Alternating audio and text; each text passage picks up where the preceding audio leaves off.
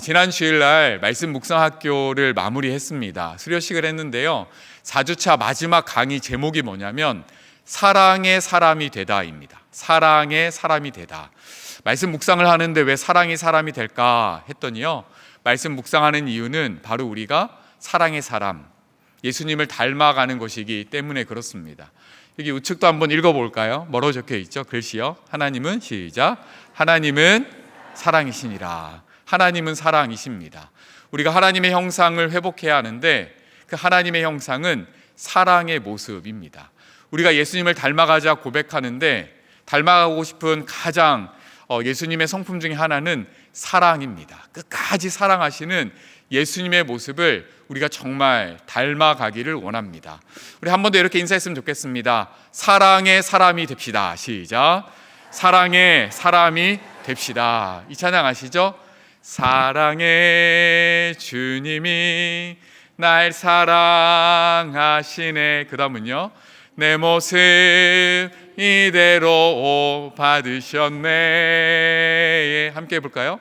사랑의 주님이 날 사랑하듯이 나도 널 사랑하며 섬기리. 안아주세요. 네. 이 아이들이 부르는 찬양과 율동 속에 우리의 신앙생활의 목적이 다 들어있고 삶의 방향이 다 나와 있습니다. 사랑의 주님이 날 사랑하듯이 나도 널 사랑하며 섬기리. 이렇게 한번 질문 던져보겠습니다. 사랑의 사람이 되어가고 계십니까? 예수님을 닮아가고 계십니까? 아멘이십니까? 작습니다. 닮아가기를 원하십니까? 아멘. 좋습니다. 그럼 이 질문 하나 더 던져보겠습니다. 우리가 그토록 예수님을 닮아가기를 원하는데 중요한 질문요, 사람은 바뀔까요? 안 바뀔까요? 바뀌어요? 안 바뀌어요? 바뀝니까? 안 바뀝니까? 어떤 분 보니까요, 바뀌어요.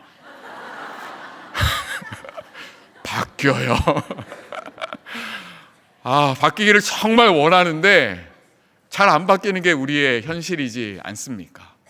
근데 우리의 믿음의 고백은 바뀝니까? 안 바뀝니까? 바뀝니다. 어떻게 알 수 있습니까? 성경을 보면 바뀐 사람들의 수많은 이야기가 나옵니다.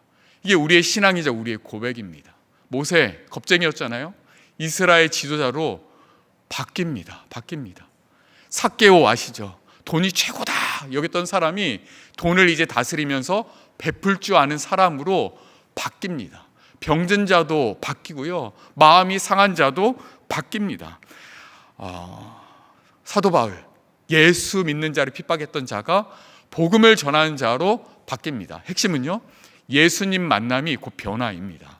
한 번 더 따라해 볼까요? 예수 만남이 변화입니다.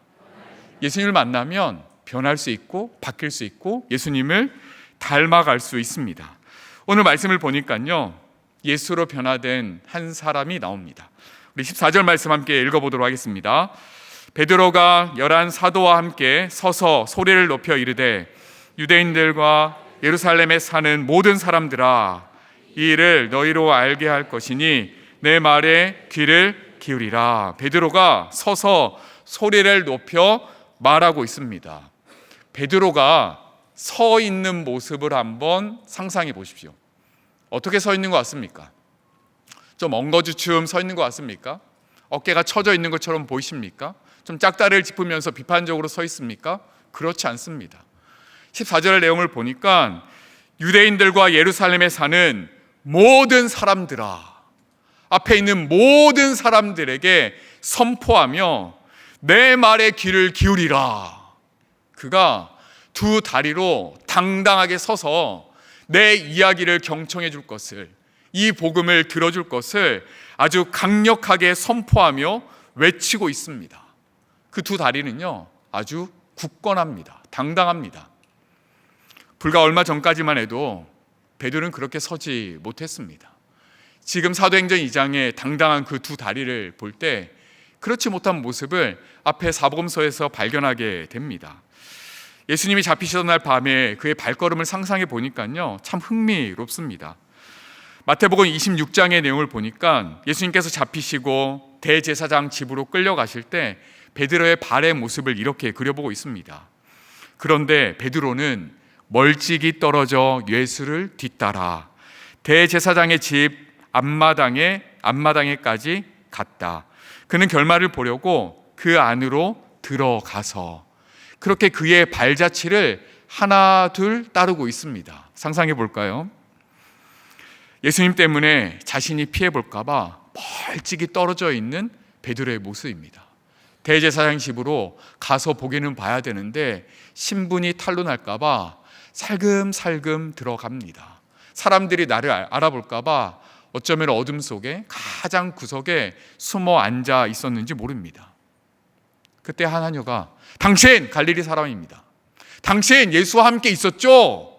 라고 하자 베드로의 발자취는 어떻게 됩니까? 26장 71절을 보니까 그리고서는 베드로가 대문 있는 대로 나갔을 때에 대문 밖으로 뛰쳐나가는 거예요. 깜짝 놀라서 그의 발걸음은 어디 갈지 모르고 나갑니다. 그때 어떤 일이 벌어지냐면 다른 하녀가 또 보고 당신 나사렛 예수와 함께 있었다, 내가 똑똑히 봤다 라고 하니까 또 그 자리에서 부인합니다. 또 옆에 있던 사람이 맞다 하니까 자기는 아니다 부인합니다. 그리고 어떻게 합니까? 75절 베드로가 닭이 울기 전에 네가 나를 3번 부인할 것이다 하신 예수의 말씀이 생각나 어떻게 합니까? 바깥으로 나가서 몹시 울었다. 바깥으로 나갔던 베드로의 발은 어떠했을까요? 천천히 걸어갔을까요? 뒤에가 몹시 울었대요. 복받치는 감정, 이거를 숨기기 위해서 꾹 참다가 정말 바삐 움직여서 뛰쳐나가는 거예요. 어디 가야 할 곳이 있었을까요? 방향이 있었을까요? 정처 없이 목적 없이 그냥 뛰쳐나가는 겁니다. 뛰쳐나가자마자 펑펑 웁니다. 주님 하면 그가 얼마나 눈물을 흘렸을까요? 그의 발자취를 보니까요 정말 정신이 없습니다. 어디에 거야 될지 모르고 이리 왔다가 저리 왔다가 이러지도 못하고 저러지도 못하는 베드로의 발의 모습을 발견합니다. 이렇게 갈피를 잡지 못하는 베드로의 모습을 보니까요 시편 1편의 말씀이 저는 떠올랐습니다. 시편 1편 1절 말씀 같이 한번 읽어보겠습니다. 복이 있는 사람은 악인들의 꾀를 따르지 아니하며 죄인들의 길에 서지 아니하며 오만한 자들의 자리에 앉지 않고 2절 오직 여호와의 율법을 즐거워하여 그의 율법을 주야로 묵상하노도다. 말씀 앞에 거하는 인생, 주님과 독대하는 인생은 자기가 어디에 있어야 할지를 압니다. 말씀 앞에 앉아서 그 말씀을 살아내는 자리에 앉아 있습니다. 그곳에 당당하게 서 있습니다. 복음을 가지고 해야 될 이야기를 외치는 것입니다. 그 반대는 어떤 모습입니까? 악인들의 꾀를 따릅니다. 기웃거리는 거죠. 세상에 좋은 이야기, 좋은 정보가 있는지 이리 왔다가 저리 왔다가 정처 없이 또 돌아다닙니다. 그러다 어떻게 합니까? 죄인들의 길에 섭니다. 자기가 가야 될 길도 아닌데 그 길에 서게 되는 것입니다. 어쩌면 나도 모르게 그 죄인들의 길을 향해서 뚜벅뚜벅 걸어가는 것입니다. 그 다음 어떻게 되죠? 오만한 자의 자리에 앉습니다. 죽치고 앉아있는 겁니다. 그 자리가 잘못된 줄도 모르고 그 자리에 그냥 머물러 있는 모습을 발견하게 됩니다. 그렇다면 우리의 발걸음은 좀 어떠합니까? 우리의 발걸음은 말씀의 뿌리를 내리고 내가 있어야 할 자리에 당당하게 서 있습니까? 아니면 마치 베드로처럼 말씀 없이 기준 없이 정처 없이 갈피를 잡지 못하고 이리저리 방황하고 있습니까? 간절히 소망하기는 우리의 모습이, 우리의 영혼이 말씀에 사로잡혀 당당하게 서 있는 베드로와 같은 모습 되기를 축복합니다. 말씀에 사로잡혀 그 복음 앞에 당당하게 서 있는 베드로입니다. 당당하게 서 있는 베드로의 모습을 보니까요 조금 독특한 모습이 있습니다. 지금 베드로가요 많은 사람들 앞에 서서 막 외치고 있습니다. 근데 혼자 서 있는 게 아닙니다. 또 14절인데요 베드로가 11 사도와 함께 서서 소리 높여 이르되, 누구와 함께 서 있습니까? 11 사도와 함께 서 있습니다. 이 모습이 어떤 모습일까 저는 좀 상상해 봤습니다. 제가 이렇게 설교하고 있는데 교구 10명의 목사님들이 같이 서 있는 거예요. 네, 어떤 느낌일까요? 상상해 봤는데 잘 그려지지 않습니다. 이렇게 비장한 얼굴로 서 계시면 괜찮은데 내가 왜 여기 서 있나라고 서 계시면 애매한 분위기가 되지 않을까 생각해 봅니다. 베드로가 말씀을 전하고 수많은 사람들이 듣습니다. 이후의 이야기를 보니까요, 3,000명 이상이 회심했다라는 기록을 우리는 보게 됩니다. 남자만 3,000명이면 거기 있었던 사람들은 보통 곱하기 3, 4 하면 10,000명 이상의 사람들이 모여 있는 것입니다. 그 사람들 앞에 베드로가 서 있고 11 사도가 함께 서 있는 모습입니다. 무엇 때문에 이렇게 서 있을까요? 그리고 그들이 서 있는 것은 도대체 어떤 의미가 있을까 곰곰이 생각해 봤습니다. 생각하고 묵상하는데요, 지난 화요일 날 이 모습을 하나님께서 보여주셨습니다. 실제로 환상을 본 건 아니고요, 화요일 날 여순장반 모임이 있었습니다. 순장님들이 모여서 같이 찬양하고 말씀을 듣고 배우고 이렇게 기도하는 시간입니다. 보통은요, 찬양 인도하는 목사님이 가운데 이렇게 서시고요, 좌우에 이제 싱어로 섬기시는 순장님들이 한 3분씩 져서 찬양으로 시작합니다. 오전 10시에 시작하는데요, 그날은 독특했습니다.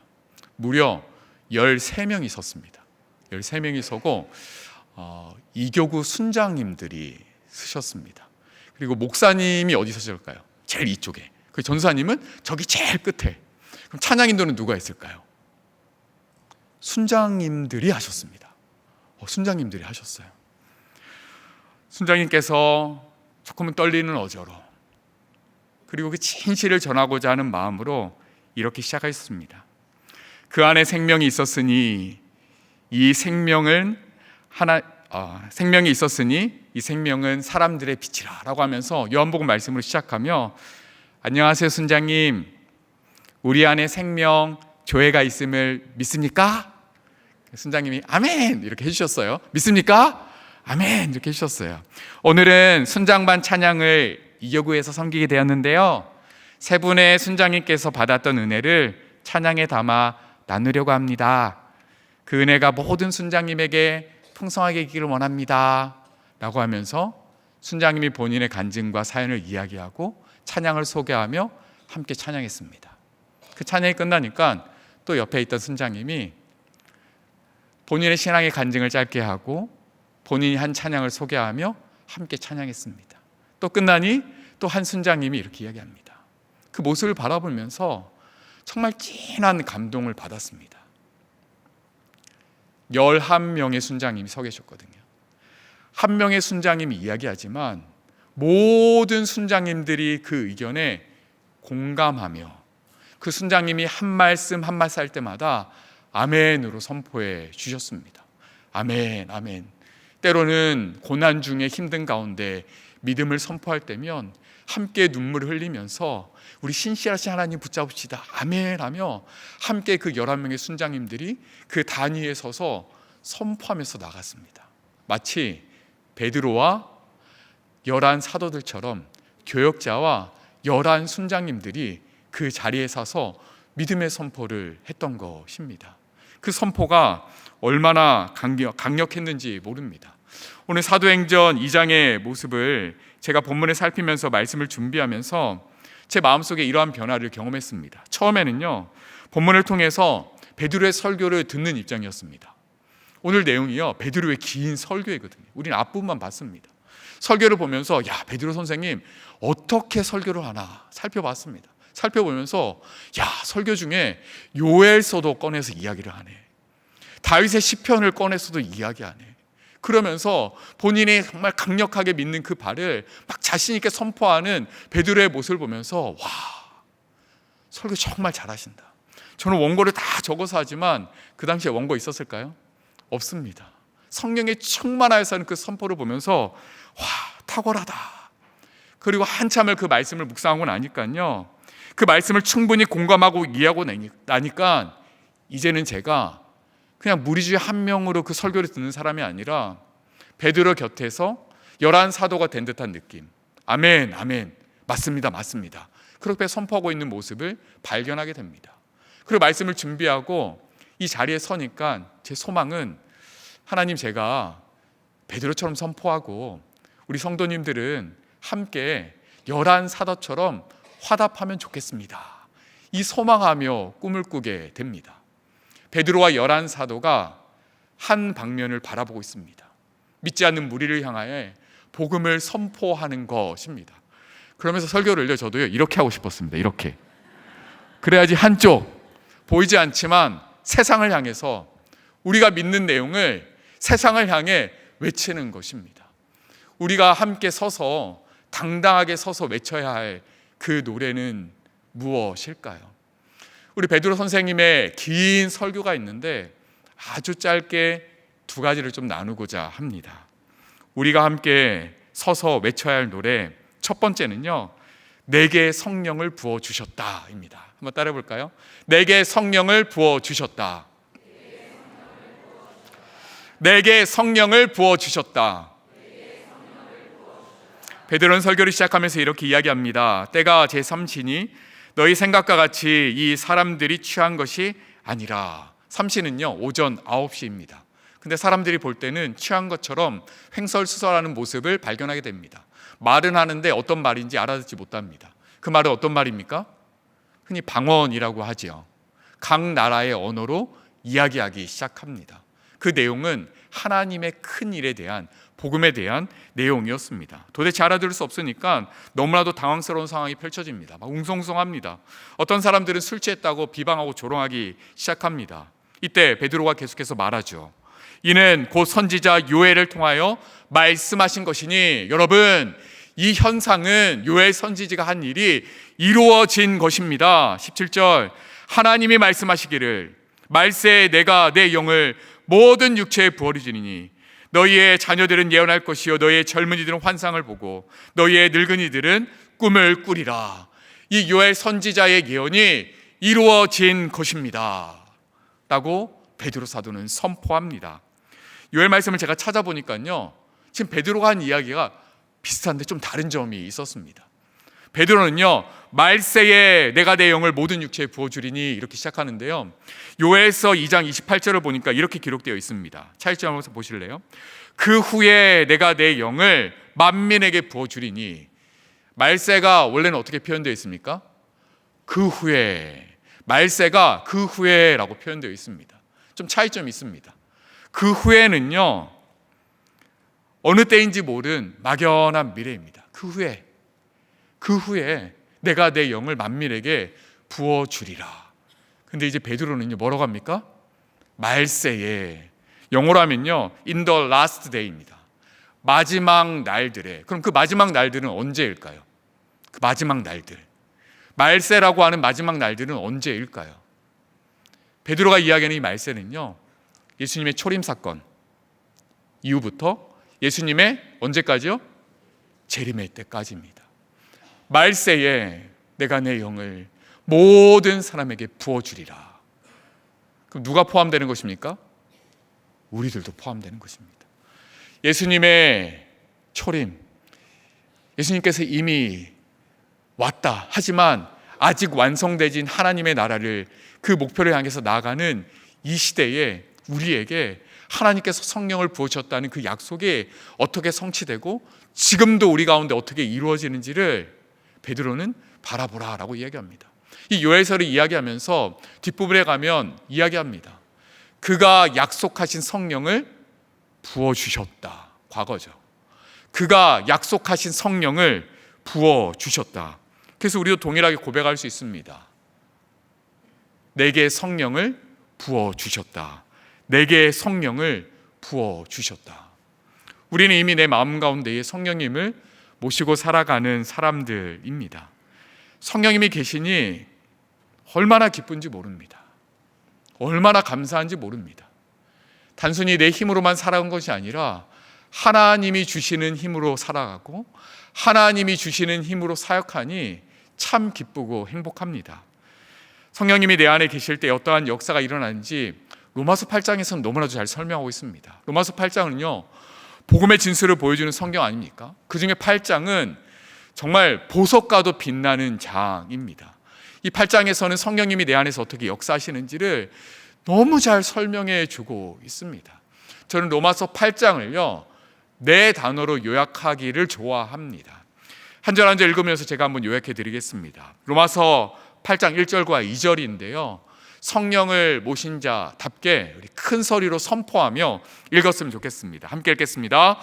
그러므로 이제 그리스도 예수 안에 있는 자에게는 결코 정죄함이 없나니 이는 그리스도 예수 안에 있는 생명의 성령의 법이 죄와 사망의 법에서 해방하였음이라. 아멘.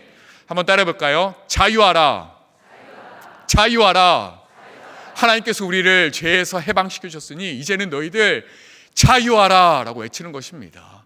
마음속에 있는 우울한 감정과 불안과 염려, 그 모든 것에서 자유하라. 근심과 걱정, 그 모든 것에서 이제는 자유하라. 죄와 죄책에서 자유하라 선포하고 있는 것입니다.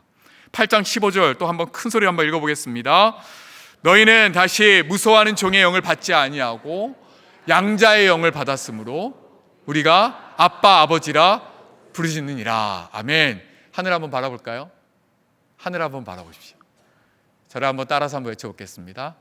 아빠. 이제 마음을 담아서요. 시작. 아빠. 하나님이 뭐라고 하시나요? 왜 불러? 우리가 하나님을 아빠라 부릅니다. 성령을 모신 자는요, 하나님을 아버지로 누리는 자입니다. 따라 볼까요? 누려라. 하나님이 아버지 되심을 누리시길 축복합니다. 또 한 구절 보겠습니다. 26절인데요. 이와 같이 성령도 함께 읽겠습니다. 이와 같이 성령도 우리의 연약함을 도우시나니 우리는 마땅히 기도할 바를 알지 못하나 오직 성령이 말할 수 없는 탄식으로 우리를 위하여 친히 간구하시니라. 우리 연약해요. 몸도 약하고요, 마음도 약하고요, 결단하는 것도 약합니다. 특별히 우리의 영혼도 약해서 뭘 하지 못한대요? 마땅히 기도할 바를 행하지 못한대요. 이렇게 연약해요. 그럼 어떻게 해요? 낙심하고 좌절합니까? 그렇지 않습니다. 성령님이 말할 수 없는 탄식으로 날 위해 기도하고 계십니다. 뭐 하신다고요? 도와주신대요.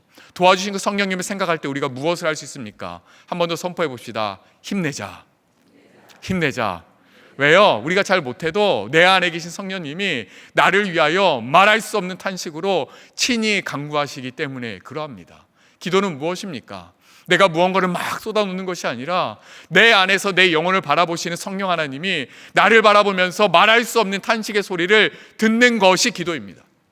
그 탄식의 소리가 들으면 나도 모르게 그 탄식하시는 하나님의 마음을 알아 내 영혼을 향해 기도하기 시작하는 것이죠. 아, 이렇게 성령님이 나의 기도를 도우시는구나. 그래서 나는 힘을 낼 수 있구나. 힘내자. 성령님이 힘내라 이렇게 말씀하신 겁니다. 마지막인데요. 38절과 39절입니다. 내가 확신하노니 사망이나 생명이나 천사들이나 권세자들이나 현재일이나 장래일이나 능력이나 높음이나 깊음이나 다른 어떤 피조물이라도 우리를 우리 주 그리스도 예수 안에 있는 하나님의 사랑에서 끊을 수 없으리라. 따라해 보겠습니다. 확신하라. 확신하라. 무엇을요? 그 누구도 끊을 수 없는 하나님의 사랑을 확신하라. 내 안에 계신 성령님이요, 이렇게 우리를 도와주신대요. 내게 성령을 부으셨다라고 생각한다면 성령을 어떻게 부으셨지? 성령님이 나와 어떻게 함께 하시지? 그 생각이 들 때 로마서 8장을 펼쳐 보십시오. 그리고 우리가 고백하는 것입니다. 죄에서 자유하라. 아버지 되심을 내가 정말 누리자. 성령님이 날 위해서 기도하니까 우리 힘내자. 그 누구도 끊을 수 없는 하나님의 사랑을 확신하자 외치는 것입니다. 자유하자, 누리자, 힘내자, 확신하자. 성령님이 내 영혼을 향해 끊임없이 외치는 선포와 외침입니다. 우리가 성령을 모시는 자가 이 은혜를 누리며 살아가는 것입니다. 이미 우리 가운데 성령이 부어주셨음을 베드로는 이렇게 설명합니다. 사도행전 2장 33절. 하나님이 오른손으로 예수를 높이시며 그가 약속하신 성령을 아버지께 받아서 너희가 보고 들은 이것을 부어주셨느니라. 그렇게 성령의 부음받은 우리는요, 꿈꿀 수밖에 없죠. 17절 말씀. 너희의 자녀들은 예언할 것이요 너희의 젊은이들은 환상을 보고 너희의 늙은이들은 꿈을 꾸리라. 이 내용을 어떻게 받고 어떻게 생각하십니까? 우리의 자녀들이 하나님의 말씀을 믿고 따르는 주님의 자녀들 되기를 축복합니다. 세상의 흔들림 속에서 하나님의 기준대로 살아가고 하나님의 꿈을 꾸는 자녀 되기를 소망합니다. 우리 청년들 3포 시대다 5포 시대다 또 자료를 찾아보니까 7포 9포까지 나왔고 이제는 M포 이렇게 이야기하더라고요. 다 포기할 것입니까? 그렇지 않습니다. 꿈꾸기를 원합니다. 하나님께서 나를 이 땅에 보내주신 꿈, 그 비전을 발견하고 그 꿈을 향해 나아가는 주님의 청년들 되기를 소망합니다. 우리 분당 우리 교회 우리 시니어 성도님들, 믿음의 선배님들, 꿈이 없습니까? 그렇지 않습니다. 하나님께서 나를 이곳에 보내주신 이유, 이 가정에 내가 아직 머물러야 되는 이유, 믿음의 좋은 본을 보여주시고 믿음의 후배들이 잘 따라갈 수 있도록 꿈꾸는 믿음의 선배님들 되시기를 축복합니다. 아멘. 그 꿈을 향해 우리가 나갔으면 좋겠습니다. 왜냐? 내게 성령을 부어주셨기 때문입니다. 두 번째, 우리가 외쳐야 될 두 번째 노래는요, 하나님이 나를 살리셨다. 하나님이 나를 살리셨다. 베드로가요, 앞에서는 요엘 선지자의 이야기를 꺼냈다면 이제 후반부에 들어서는요, 다윗의 예언을 가지고 또 설교하기 시작합니다. 이 설교의 내용을 보니까 제가 감탄을 금하지 못합니다. 왜냐하면 이 베드로는 다윗을 만난 적이 없습니다. 무려 1000년이라는 시간이 떨어져 있는 사람들입니다. 그런데 베드로가 다윗을 생각해내고 다윗이 고백하는 그 메시아를 바라봤을 때, 야, 다윗에게는 정말 성경을 보면 다윗을 향해서 베드로는 누구라고 이야기하냐면 선지자라고 이야기합니다. 다윗을 선지자라고 이야기한 것을 들어보셨습니까? 용사다, 왕이다, 우리 이렇게 하는데 선지자. 왜냐하면 그 이유가 여기에 있습니다. 다윗은요, 메시아가 누구인지를 정확히 알았습니다. 그분의 이름이 예수다라는 사실만 몰랐지, 그가 어떤 분인지, 그가 어떠한 일을 행했는지 밝히 알고 있었습니다. 그가 기록한 시편 16편의 말씀을 보니까요, 이렇게 이야기를 합니다. 16편 8절 그리고 11절 우리 이어서 같이 한번 읽어보겠습니다. 내가 여호와를 항상 내 앞에 모심이여 그가 나의 오른쪽에 계심으로 내가 흔들리지 아니하리로다. 11절 주께서 생명의 길을 내게 보이시리니 주의 앞에는 충만한 기쁨이 있고 주의 오른쪽에는 영원한 즐거움이 있나이다. 다윗의 시입니다. 보니까 생명의 길, 구약 시대를 살았던 그 다윗이 생명의 길이라는 표현을 쓰고 있습니다. 구약 시대를 살았던 이 다윗이 영원한 즐거움이라는 표현을 쓰고 있습니다. 예수님을 모르고서는 설명할 수 없는 그 단어들이 그의 고백, 그의 시에는 가득합니다. 그러면서 베드로가 이 다윗의 이야기를 가지고 전하고 싶은 그 핵심은 하나님이 그를 살리셨다라는 사실입니다. 그의 설교의 한 대목 24절입니다. 하나님께서 그를 사망의 고통에서 풀어 살리셨으니 이는 그가 사망에 매여 있을 수 없음이니라. 32절 이 예수를 하나님이 어떻게 하셨다고요? 살리신지라 우리가 이 일에 뭐라고요? 증인이로다. 아멘. 하나님이 살리셨다. 예수를 살리셨다. 예수님을 살리신 하나님, 그 하나님을 믿는 우리가 이제 이렇게 고백할 수 있는 것이요. 하나님이 나도 살리셨다. 하나님이 나를 살리셨다. 하나님이 나를 살리셨음을 믿으십니까? 아멘입니다. 아마 이 이야기를 시작하면 아마 이 밤을 지새우고도 부족할 것입니다. 10개월을 섬기면서 많은 성도님들을 만나고요. 특별히 처음 신앙 생활하시는 초신자분들도 참 많이 만납니다. 근데 그분들의 열정이 얼마나 뜨거운지 모릅니다. 정말 저도 도전을 받습니다. 주일이 되면요, 아침에 일찍 나와서 일부 예배를 드립니다. 어디서 드릴까요? 2층 제일 앞줄에서 드리시더라고요. 2부가 됐습니다. 어디 계실까요? 1층 제일 앞에 있더라고요. 3부가 됐습니다. 또 본인이 섬기고 싶은 곳에 있는 것입니다. 직장이 바쁘고 거리가 먼데도 불구하고 오늘도 저랑 눈이 마주쳤습니다. 그분 또 오셨습니다. 수요일도 오고 금요일도 오고 이 자리를 지킵니다. 여전히 삶 속에 해결할 문제 있고요, 동생분이 아프다고 해서 기도 제목을 내고 함께 웁니다. 근데 끝끝이 이 자리를 지키면서 함께 기도하고 눈물을 흘리는 것이죠. 무엇을 이야기하는 것일까요? 하나님이 나를 살리지 않으면 나 살 수 없습니다라는 고백이고, 하나님이 우리 가정 살리지 않으면 하나님 우리 가정 살 수 없습니다라는 정말 간절한 고백입니다. 이것이 우리의 모두의 고백이 아닐까 저는 생각합니다. 베드로의 고백을 보니까요, 베드로의 이 설교 가운데 주어는 하나님입니다. 주어는 하나님입니다. 주권이 하나님께 있습니다. 22절, 하나님께서 나사렛 예수로 큰 권능과 기사와 표적을 너희 가운데 베푸사 너희 앞에서 그를 증언하셨느니라. 24절, 하나님께서 그를 사망의 고통에서 풀어 살리셨으니 이는 그가 사망에 매여 있을 수 없음이니라. 32절, 이 예수를 하나님이 살리신지라. 33절, 하나님이 오른손으로 예수를 높이심에 그가 약속하신 성령을 아버지께 받아서 너희가 보고 들은 이것을 부어주셨느니라. 누가요? 하나님께서 하십니다. 베드로의 설교를 보면서요, 마음이 뜨거워졌습니다. 베드로가 하고 싶은 이야기가 얼마나 많았을까요? 그가 나누고 싶은 간증이 얼마나 많았을까 생각해 보십시오. 오순절 성령 강림 사건, 불의 혀같이 갈라진 것이 각 사람에게 임하면서 성령의 바람이 매우 뜨거웠던 것. 여러분 보셨습니까? 그 불의 혀 같은 거 갈라진 것을 보았습니까? 그 세찬 바람을 느끼셨습니까? 막 얘기할 수 있었는데 베드로는 이야기하지 않습니다. 하나님께서 하셨습니다라고 베드로는 이야기합니다. 베드로 변화사에서 예수님의 모습을 봤습니다. 여러분 그 모습 봤습니까? 수제자급만 본 것인데 저는 보았습니다. 얘기할 수 있었습니다. 하지만 얘기하지 않습니다. 무리를 몇 걸음 걸었던 베드로, 오병이어를 경험했던 그 베드로, 수많은 기적과 놀라운 일들을 사람들 앞에 당당하게 얘기할 수 있었지만 그 이야기 하지 않습니다. 그가 하는 이야기는 하나님이 하셨다, 하나님이 약속을 이루셨다, 하나님이 행하실 것이다, 하나님이 행하셨다, 이 말씀을 베드로는 선포하고 외치고 있습니다. 이 모습을 보면서 저는 도전을 받습니다. 저는 모태신앙입니다.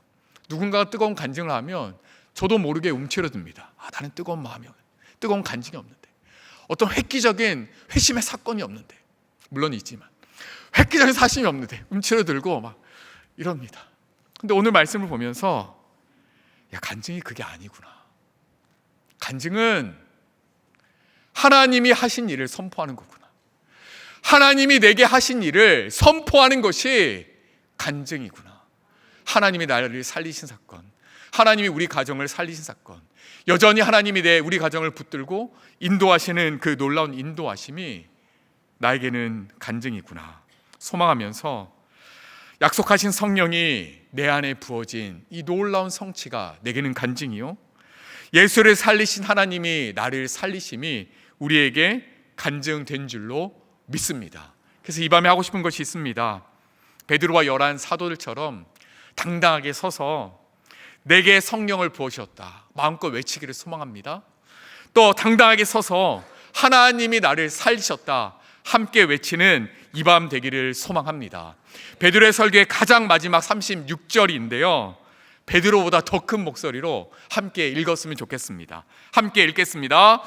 그런즉 이스라엘 온 집은 확실히 알지니 너희가 십자가에 못 박은 이 예수를 하나님이 주와 그리스도가 되게 하셨느니라 하니라. 아멘. 우리 찬양하며 나아갑시다.